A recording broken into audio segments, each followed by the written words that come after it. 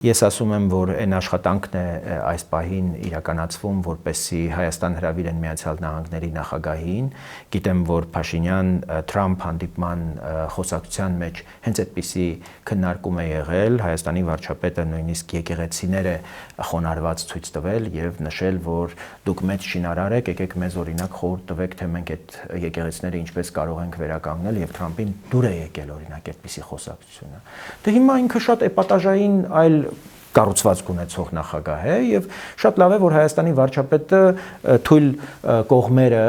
հուզական կողմերը օգտագործելով կարողացել է օրինակ ընկերանալ Միացյալ Նահանգների նախագահի հետ։ Համենայն դեպս ես չեմ հիշում որևէ նախագահ,